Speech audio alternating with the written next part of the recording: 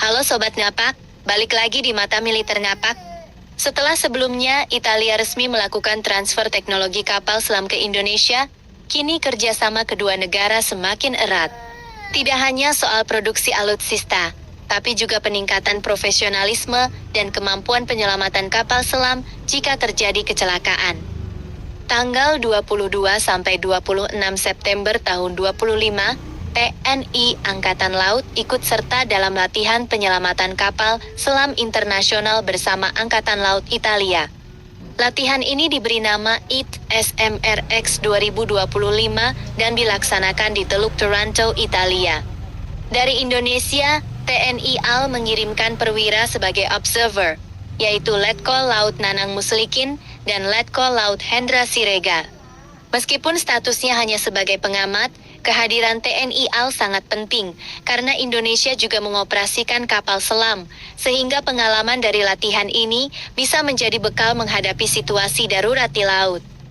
Latihan penyelamatan kapal selam ini bertujuan meningkatkan kemampuan serta kerjasama antara negara operator kapal selam.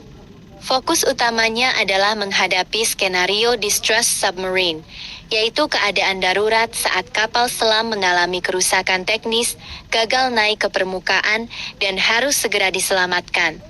Bayangkan, kapal selam dengan puluhan awak terjebak ratusan meter di bawah laut. Tanpa sistem penyelamatan yang baik, nyawa mereka dalam bahaya besar. Itulah kenapa latihan seperti ini sangat vital.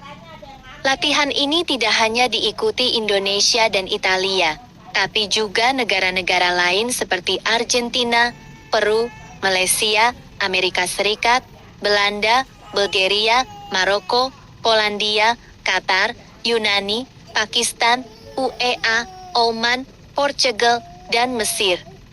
Kehadiran banyak negara membuktikan bahwa isu penyelamatan kapal selam adalah kepentingan bersama. Karena kapanpun, di negara manapun, kecelakaan kapal selam bisa terjadi. Bagi Indonesia, kerjasama ini sangat relevan.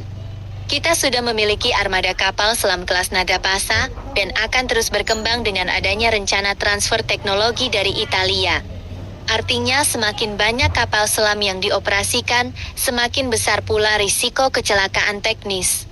Dengan mengikuti latihan seperti ITS-SMRX, TNI AL bisa belajar prosedur penyelamatan terkini, mulai dari evakuasi awak, teknik komunikasi darurat, hingga penggunaan kapal penyelamat khusus.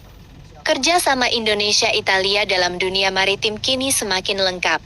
Bukan hanya membangun kekuatan tempur dengan kapal selam baru, tapi juga membangun kemampuan penyelamatan bila terjadi hal-hal tak diinginkan. Dengan profesionalisme ini, TNI AL menunjukkan keseriusannya menjaga keselamatan prajurit sekaligus memperkuat kerjasama internasional. Jales Veva, Jaya Mahe, laut adalah masa depan bangsa. Sampai jumpa di konten berikutnya, tetap di Mata Militer Ngapak.